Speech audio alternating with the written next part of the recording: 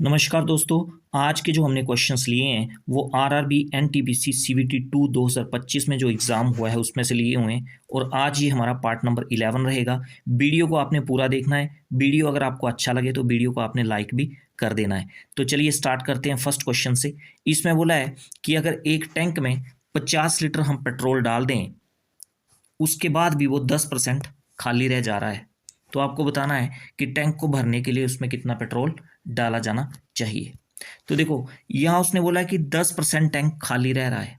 10% का मतलब 10/100, उसको चेंज करेंगे तो 1/10 आ जाएगा। इसका मतलब टैंक को भरने के लिए उसके टोटल कितने पार्ट भरना पड़ेंगे? 10 पार्ट भरना पड़ेंगे। और न्यूमरेटर में जो एक है, इसका मतलब क्या है कि 10 में से एक पार्ट जो है वो खाली है। तो अगर 10 में से एक पार्ट खाली है तो भरे हुए पार्ट कितने होंगे? 10 - 1, 9 पार्ट क्या होंगे? भरे हुए। और एक्चुअल में कितना टैंक में पेट्रोल भरा है? 50 लीटर। इसका मतलब 9 की वैल्यू 50 लीटर के इक्वल आ जाएगी। समझ आ गया? ये आपको निकालना क्या है कि टैंक को भरने के लिए उसमें कितना लीटर पेट्रोल डाला जाना चाहिए। तो टैंक को भरने के लिए उसके 10 पार्ट भरना पड़ेंगे, तो आपको 10 पार्ट्स की वैल्यू निकालना पड़ेगी। 9 पार्ट की वैल्यू आ गई आपके पास 50 लीटर। यहाँ से एक पार्ट की वैल्यू 50/9 लीटर आ जाएगी और 10 पार्ट की वैल्यू किसके इक्वल आएगी? 50/9 गुना 10 यानी 500/9। काट लो इसको तो ये आ जाएगा आपका 9 5 द 45, 5 बचेगा फिर 50 बनेगा, 9 5 द 45। डेसिमल लगेगा 5 का फिर से 50, 9 5 द 45, तो 55.56 लीटर पेट्रोल भरना पड़ेगा टैंक को पूरा भरने के लिए। ऑप्शन ए सही बन जाएगा यहाँ पे। ठीक हो गया। अगला क्वेश्चन देखो। इसमें बोला एक वेंडर जो है 1 रुपये में 5 चॉकलेट्स बेच रहा है और उससे 20% का प्रॉफिट हो रहा है। तो आपको बताना है कि उसने 1 रुपये में कितनी चॉकलेट्स खरीदी होंगी। ठीक है, तो हमें 5 चॉकलेट का सेलिंग प्राइस दे रखा है 1 रुपया। तो क्या हम यहाँ से सेलिंग प्राइस निकाल सकते हैं एक चॉकलेट का? तो निकल आएगा, कितना आएगा? ₹1/5। ठीक है, और प्रॉफिट हो रहा है 20% का, तो कॉस्ट प्राइस भी निकल आएगा यहाँ पे एक चॉकलेट का। क्योंकि अगर आपके पास सेलिंग प्राइस है, प्रॉफिट भी है, तो आप कॉस्ट प्राइस निकाल सकते हो। तो यहाँ से कॉस्ट प्राइस निकाल लो आप एक चॉकलेट का। फॉर्मूला क्या बनेगा? 100/100 प्लस गेन परसेंट, तो 100 + 20 120 हो जाएगा, इनटू सेलिंग प्राइस 1/5 है। ठीक है, 5 से ये 100 कटा 20 बार और 20 से 120 कटा 6 बार में। तो यहाँ पे एक चॉकलेट का कॉस्ट प्राइस निकला आया, कितना आया? ₹1/6। तो आपको निकालना क्या है कि 1 रुपये में उसने कितनी चॉकलेट्स खरीदी होंगी। तो देखो, 1/6 रुपये में वो कितनी चॉकलेट्स खरीद रहा है? एक चॉकलेट्स। तो 1 रुपये में कितनी चॉकलेट्स खरीद रहा होगा वो? 6 चॉकलेट्स। ठीक है, तो ऑप्शन डी जो है वो सही बन जाएगा। तो इसका मतलब क्या हुआ कि उसने 1 रुपये में 6 चॉकलेट्स खरीदी और बेच क्या रहा है वो? 1 रुपये में 5 चॉकलेट्स वो बेच रहा है। 20% का उसको प्रॉफिट हो रहा है। ठीक है, नेक्स्ट क्वेश्चन देखो। इस क्वेश्चन में बोला है दो ट्राइंगल्स हैं आपके पास, ए बी सी और एक्स वाई जेड। दो ट्राइंगल्स, सिमिलर ट्राइंगल्स हैं। ए बी 6 सेंटीमीटर दे रखा है, X Y 8 centimetre, Y Z 12 centimetre, Z X 16 centimetre. तो आपको पेरीमीटर निकालना है ट्राइंगल ए बी सी का। तो ड्राइंग बना लेते हैं पहले। यहाँ पे बनाएंगे हम ट्राइंगल ए बी सी और दूसरी तरफ हमने बना ली triangle X Y Z. Triangle X Y और जेड, ये दो ट्राइंगल्स आ गई। अब ये दो ट्राइंगल्स क्या हैं? सिमिलर हैं। ठीक है, अगर दो ट्राइंगल सिमिलर हैं तो उनकी साइड्स के बीच में क्या रिलेशन होता है? उनकी कोरिस्पोंडिंग साइड्स की रेशियो क्या होती है? इक्वल होती है। ठीक है ना, कोरिस्पोंडिंग साइड्स मतलब जैसे ट्राइंगल ए बी सी में ए बी साइड के corresponding triangle X Y Z में कौन सी साइड होगी? X Y. ऐसे ही बी सी साइड के कोरिस्पोंडिंग साइड कौन सी है? Y Z. और सिमिलरली ए सी साइड के कोरिस्पोंडिंग कौन सी साइड है? X Z. ठीक है, तो दो ट्राइंगल्स अगर सिमिलर है ना तो उनकी कोरिस्पोंडिंग साइड्स की रेशियो क्या होती है? इक्वल होती है। ठीक है ना, मतलब A B upon X Y ये इक्वल होगा किसके? B C upon Y Z, B C upon Y Z. और ये इक्वल होगा AC अपॉन XZ। ठीक है, यहां पे आप वैल्यूज पुट कर लो, जो साइड्स की वैल्यूज आपको दी हुई है। AB दिया है आपको 6 सेंटीमीटर, तो AB की जगह 6 लिख दो, अपॉन XY दे रखा है कुछ, हाँ XY 8 सेंटीमीटर दिया हुआ है, 8 लिख लो, इक्वल टू BC कितना दे रखा है, तो BC कुछ नहीं दिया हुआ है, BC की जगह BC लिख लो, अपॉन YZ कितना दे के रखा है 12 सेंटीमीटर, तो यहाँ 12 लिख लो, इक्वल टू AC आपको दिया नहीं हुआ है, ZX दिया है 16 सेंटीमीटर, तो AC अपॉन 16। आपको निकालना क्या है, ट्राइंगल ABC का पेरीमीटर निकालना है। तो पेरीमीटर निकालने के लिए आपको ट्राइंगल ABC की तीनों साइड्स की लेंथ चाहिए। ठीक है, तो आपको AB तो पता है 6 सेंटीमीटर है, बाकी दो साइड्स की लेंथ आपको निकालना पड़ेगी, वो यहाँ से आप निकाल सकते हो। ये कोरस्पोंडिंग साइड्स की रेशियो हमने इक्वल कर ली। अब क्या करो, ये पहली दो टर्म्स को आप इक्वेट कर लो, यहाँ से BC की वैल्यू निकल के आ जाएगी आपके पास। तो इन दो टर्म्स को आप इक्वेट करोगे तो BC की वैल्यू कितनी निकल के आएगी, 12 इंटू 6 अपॉन 8 आएगा। यहाँ से 4 से काट लो, 4 टू द 8, 4 3 द 12, और 2 से ये 6 कटेगा, 3 आ जाएगा, और 3 3 द 9 सेंटीमीटर। तो BC साइड आपको मिल गई 9 सेंटीमीटर, AB तो दी हुई थी आपको 6 सेंटीमीटर, AC रह गई निकालने को। ये कैसे निकाल सकते हो आप, पहली और तीसरी टर्म को इक्वेट कर लो आप। ठीक है, तो AC की वैल्यू यहाँ से आ जाएगी, तो AC की वैल्यू कितनी बनेगी आपकी, 16 इंटू 6 अपॉन 8। AC की वैल्यू आ जाएगी 16 इंटू 6 अपॉन 8। 8 से ये 16 कटेगा दो बार में, और 6 टू द 12 सेंटीमीटर। तो AC साइड जो है वो 12 सेंटीमीटर आ जाएगी। पेरीमीटर निकालना है आपको, तो कैसे निकलता है, तीनों साइड्स का सम, तो 9 + 6 कितना हो गया 15, 15 + 12 27 सेंटीमीटर। तो ये आएगा ट्राइंगल ABC का पेरीमीटर, यही आपको पूछा था। नेक्स्ट क्वेश्चन देखो, इस क्वेश्चन में बोला है कि 3 साल के लिए कंपाउंड इंटरेस्ट और सिंपल इंटरेस्ट के बीच का जो डिफरेंस है वो कितना है, 186। रेट ऑफ इंटरेस्ट जो है वो 10% है, आपको प्रिंसिपल निकालना है। तो देखो 3 ईयर्स के लिए कंपाउंड इंटरेस्ट और सिंपल इंटरेस्ट के बीच में जो डिफरेंस होता है, डिफरेंस को मैं D से डिनोट कर रहा हूँ, ये इक्वल होता है आपका P फॉर प्रिंसिपल है यहाँ पे, R², R यहाँ रेट ऑफ इंटरेस्ट है, इंटू 300 + R, और अपॉन में आ जाता है आपका 100 का क्यूब। तो ये फॉर्मूला लगाना होता है आपने, अगर आपको कंपाउंड इंटरेस्ट और सिंपल इंटरेस्ट के बीच में डिफरेंस दिया हुआ है 3 साल के लिए। ठीक है, बस यहाँ पे फॉर्मूले में आप वैल्यू पुट कर दो, आंसर आपका आ जाएगा। देखो डिफरेंस कितना दे के रखा है आपको, 186, इक्वल टू प्रिंसिपल आपको निकालना है, एज इट इज लिख दो, into R², rate of interest 10 दे के रखा है, 10 का स्क्वायर करोगे 100 आ जाएगा, 100 लिख दिया, इनटू 300 + R, तो R की जगह 10 आ जाएगा, तो 300 + 10, 310 हो जाएगा, और अपॉन में क्या आ जाएगा, 6 जीरो आ जाएंगी, 1 2 3 4 5 और 6। ठीक है, तो यहाँ से आप काट लो, सोल्व कर लो इसको, तो ये 1 2 3 1 2 3 ये 0 कट जाएंगी, और 31 से ये 186 कटेगा 6 बार में।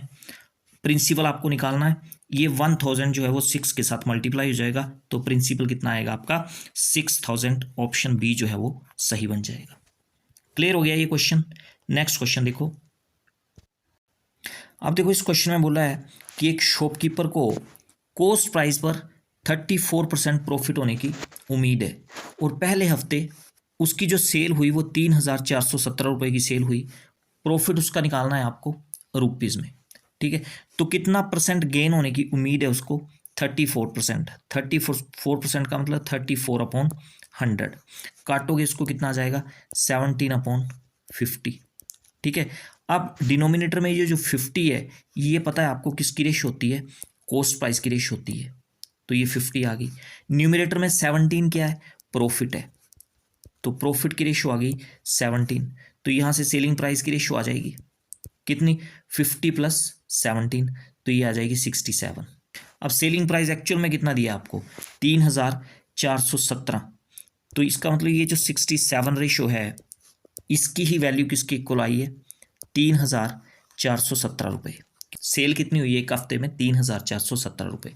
तो 67 रेशो की वैल्यू ₹3,417 आ जाएगी। एक रेशो की वैल्यू यहाँ से निकाल सकते हो आप, कितनी आ जाएगी? 3,417 अपॉन 67। काट सकते हो ये। 67 को 5 से आप मल्टीप्लाई करोगे तो ये आएगा आपका 335 आ जाएगा। ठीक है, 6 बचेंगे, 67 बनेंगे, तो 67 बनता 67। तो एक रेशो की वैल्यू निकल के आ गई आपके पास कितनी? 51 रुपीज़। आपको निकालना क्या है? प्रॉफिट निकालना है उसका रुपीज़ में। तो प्रॉफिट की रेशो कितनी है? 17 रेशो की आपको वैल्यू निकालनी है। तो एक रेशो की जब आपके पास वैल्यू आ गई तो 17 रेशो की भी आ जाएगी। कितनी? 51 इंटू 17। अब इनको मल्टीप्लाई करोगे आप तो ये आएगा ₹867। तो इतने का उसको प्रॉफिट हो जाएगा। ऑप्शन बी जो है वो सही बन जाएगा। ठीक हो गया। नेक्स्ट क्वेश्चन देखो। इस क्वेश्चन में बोला है दो ट्राइंगल्स हैं ए बी सी और एक्स वाई जेड। दोनों ट्राइंगल्स क्या हैं? कॉन्ग्रुएंट ट्राइंगल है। एंगल ए बी और सी इनकी रेशो आपको दे रखी है। आपको एंगल एक्स और एंगल जेड का सम यहाँ पे निकालना है। तो देखो दो ट्राइंगल्स आपको दे रखी हैं, ट्राइंगल ए बी सी। यहाँ पे मैं ड्राइंग बना लेता हूँ, ट्राइंगल ए बी सी। और दूसरी ट्राइंगल क्या है? Triangle X Y Z. तो दो ट्राइंगल्स कॉन्ग्रुएंट कब होती हैं? जब उनकी कोरस्पॉन्डिंग साइड्स भी इक्वल होती हैं और उनके कोरस्पॉन्डिंग एंगल भी इक्वल होते हैं। अब देखो ये एंगल ए जो है इसके कोरस्पॉन्डिंग एंगल कौन सा होगा? Angle x. तो एंगल ए की अगर रेशो आपको 2 दे के रखी है तो एंगल एक्स की भी रेशो कितनी होगी? 2 होगी। इसी तरह से एंगल बी के कोरस्पॉन्डिंग एंगल कौन सा है? वाई है। तो मैंने बोला आपको कि कॉन्ग्रुएंट ट्राइंगल के जो कोरस्पॉन्डिंग एंगल हैं वो क्या होते हैं? इक्वल होते हैं। अगर एंगल बी की रेशो आपको 4 दे के रखी है तो एंगल बाई की रेशो भी कितनी आएगी? 4 आएगी। सिमिलरली अगर एंगल सी की रेशो 4 दे के रखी है तो यहाँ एंगल जेड की रेशो भी 4 ही आएगी। ठीक है। अब देखो ट्राइंगल के तीनों एंगल का सम 180 डिग्री होता है, सबको पता है। रेशो में देख लो कितना सम बन रहा है, 4 + 4 8 + 2 10। इसका मतलब 10 रेशो की वैल्यू आ गई कितनी? 180 डिग्री। ठीक है। एक रेशो की वैल्यू कितनी आएगी? 18 डिग्री। आपको निकालना क्या है? एंगल एक्स और एंगल जेड का सम। तो देखो एंगल एक्स की रेशो कितनी है? 2। एंगल जेड की रेशो कितनी है? 4। इनका सम करोगे रेशो में कितना आएगा? 2 + 4 6। तो आपको 6 रेशो की वैल्यू की तो निकालनी है यहाँ पे। तो एक रेशो की वैल्यू आ गई आपके पास 18 डिग्री। 6 रेशो की वैल्यू कितनी आएगी? 18 × 6 108 डिग्री। ऑप्शन सी यहाँ पे सही बन जाएगा आपका। ठीक हो गया। अगला क्वेश्चन देखते हैं। इस क्वेश्चन में क्या बोला है कि एक आदमी अपनी मंथली सैलरी का 30% जो है वो हाउस रेंट दे रहा है। इसके अलावा वो महीने में 751 रुपीज़ जो है वो कन्वेंस पे खर्च कर दे रहा है और 8481 ग्रोसरी पे खर्च कर दे रहा है। और खर्च करने के बाद जो उसके पास बच रहे हैं, जो सेविंग उसकी हो रही है वो 715 रुपये की हो रही है। तो आपको उसकी मंथली सैलरी बतानी है। तो मंथली सैलरी को मैं MS से डिनोट कर रहा हूँ और मंथली सैलरी उसकी मान ली हमने 100। हाउस रेंट वो कितना दे रहा है? अपनी मंथली सैलरी का 30%। तो 100 का आप 30% करोगे तो 30 ही आ जाएगा। अब हाउस रेंट देने के बाद रेशो में जो उसकी सेविंग हो रही है वो कितनी हो रही है? 70 हाउस रेंट देने के बाद। ठीक है ना। अच्छा, इसके अलावा वो महीने में और क्या खर्च कर दे रहा है? 8481 रुपये ग्रोसरी पे। तो यहाँ लिख लेता हूँ मैं 8481 ग्रोसरी पे। कन्वेंस पे वो खर्च कर रहा है 751। ठीक है। तो इन दोनों चीज़ों पे उसका खर्चा कितना हो गया? ये प्लस कर लो आप, 2 आ जाएगा, यहाँ 3 आ जाएगा, 2 आ जाएगा, यहाँ 9 आ जाएगा। तो 9232 रुपये। ठीक है। और उसके पास बच कितने रहे हैं? 715 रुपये। अब थोड़ी देर के लिए मान लो कि अगर वो ग्रोसरी पे खर्चा नहीं करता और कन्वेंस पे भी खर्चा वो नहीं करता तो उसके ये 9232 बच जाने थे और 715 तो उसके बच ही रहे हैं। तो 9232 में 715 आप और ऐड कर लो, कितना हो गया ये? 5 और 2 7, यहाँ 4 आ जाएगा, यहाँ 9 आ जाएगा, यहाँ 9 आ जाएगा। तो उसके 9947 रुपये बच जाने थे अगर वो कन्वेंस पे भी खर्चा ना करता और ना ही ग्रोसरी पे वो खर्चा करता। तो कितने बचने थे उसके? 9,947 रुपये। वो सिर्फ हाउस रेंट ही दे रहा है। तो रेशियो में देखो, हाउस रेंट देने के बाद कितने बच रहे हैं उसके? 70। और एक्चुअल में कितने बच रहे हैं? 9,947 रुपये। तो इसका मतलब पता चल गया आपको। इसका मतलब हुआ कि ये 70 रेशियो जो है इसकी वैल्यू मिल गई आपके पास कितनी? 9,947 रुपये। बस यहाँ से काम खत्म हो गया आपके पास। आपको निकालनी क्या है? उसकी मंथली सैलरी निकालनी है, यानी आपको 100 रेशियो की वैल्यू निकालनी है। तो 100 रेशियो की वैल्यू निकाल सकते हो आप। एक रेशियो की वैल्यू आपके पास 9,947 डिवाइड बाय 70 आ जाएगा, और 100 रेशियो की वैल्यू 9,947 डिवाइड बाय 70 और गुना 100। ठीक है, 1 0 से ये 1 0 कैंसिल आउट हो जाएगी। 7 से ये काट लो आप, 7 1 7, 2 बचेगा 29 बनेंगे, 7 4 28, 1 बचेगा 14, 7 2 14 और 7 1 7। तो ये 1,421 आया। इसको 10 से गुना करोगे तो 14,210 रुपये ये हो जाएगी उसकी मंथली सैलरी। ऑप्शन बी जो है वो सही बन जाएगा आपका। ठीक हो गया। नेक्स्ट क्वेश्चन देखते हैं अब देखो, इस क्वेश्चन में बोला है कि एक रेक्टेंगुलर शीट है, उसकी जो लेंथ है वो 17 सेंटीमीटर है, और जो उसकी विड्थ है वो कितनी है? 22 सेंटीमीटर। और उसको विड्थ के अलोंग जो है वो रोल किया गया और एक सिलेंडर बना दिया गया। अब उस सिलेंडर का वॉल्यूम आपको निकालना है। तो देखो, विड्थ जो है वो 22 सेंटीमीटर दे के रखी है और लेंथ जो है वो 17 सेंटीमीटर दे के रखी है, और उसको उस शीट को विड्थ के अलोंग जो है वो रोल कर दिया गया। तो देखो, जब भी आप किसी रेक्टेंगुलर शीट को उसकी विड्थ के साथ रोल करोगे ना, तो जो रेक्टेंगुलर शीट की विड्थ है वो उस सिलेंडर का जो बेस है, तो सिलेंडर का बेस कैसा होता है? सर्कुलर।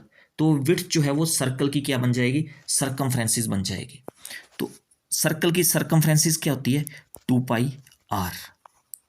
तो सर्कल का सरकमफ्रेंसिस 2πr, और ये 2πr जो है वही आपकी विड्थ होगी, और विड्थ कितनी दी है? 22 सेंटीमीटर। तो 2πr जो है वो 22 सेंटीमीटर के इक्वल हो जाएगा। यहाँ से आप देखो, 2 से ये 22 कटेगा, 11 आ जाएगा। यहाँ से आप रेडियस निकाल सकते हो। तो रेडियस कितना आएगा? 11/पाई। पाई की फॉर्म में ही निकालोगे आप, क्योंकि आंसर आपको पाई की फॉर्म में निकालना है। ठीक है, और जो शीट की लेंथ होगी वो सिलेंडर की हाइट बन जाएगी। तो हाइट कितनी आ जाएगी? 17 सेंटीमीटर। ठीक है, तो जब आपके पास रेडियस भी आ गया, हाइट भी आ गया सिलेंडर का, तो आप वॉल्यूम जो है वो निकाल सकते हो। तो वॉल्यूम ऑफ सिलेंडर क्या फॉर्मूला बनता है? πr²h। बस यहाँ पे वैल्यूज पुट कर दो। पाई की जगह तो आपको पाई ही लिखना है। रेडियस हमने निकाला 11/पाई, तो r का स्क्वायर है तो 11/पाई फिर से आ जाएगा, इनटू हाइट 17 सेंटीमीटर। एक पाई से एक पाई आपका कैंसिल हो जाएगा। 11 × 11 121, और 121 को 17 से आप मल्टीप्लाई करोगे तो आपके पास ये आएगा 2057, और डिनोमिनेटर में पाई सेंटीमीटर क्यूब। तो ये आ जाएगा सिलेंडर का वॉल्यूम। ऑप्शन सी यहाँ पे सही बन जाएगा। ठीक हो गया। अगला क्वेश्चन देखते हैं। अब इस क्वेश्चन में बोला है कि एक आदमी की मंथली सैलरी कितनी है? 5,140 रुपये, और वो 35% जो है वो सेविंग कर रहा है हर महीने। तो आपको उसका खर्च बताना है। तो देखो, 5,140 रुपये उसकी मंथली सैलरी है, और 30% वो खर्च कर दे रहा है, तो बचा कितना रहा है? 65%। तो 5,140 का 65% निकालो आप, वही उसका महीने का खर्चा होगा। ठीक है, 1 0 से 1 0 कैंसिल आउट हो जाएगी यहाँ पे आपकी, और ये 5 से कटेंगे, 5 13 दा 65 आ जाएगा, और 5 2 दा 10 आ जाएगा। 2 से ये कट जाएंगे आपके, तो ये आ जाएगा आपका 257 इंटू 13 जब आप करोगे तो ये आ जाएगा आपका 3,341 रुपये। तो ये उसका महीने का खर्चा होगा। ऑप्शन डी आपका सही बन जाएगा। ठीक हो गया। तो ये थे आज के लिए क्वेश्चंस। आई होप सारे क्वेश्चंस आपको अच्छे से पता चल गए होंगे। तो मिलते हैं नेक्स्ट वीडियो में कुछ और इंपॉर्टेंट क्वेश्चंस के साथ। आज के लिए फिलहाल इतना ही। Thank you.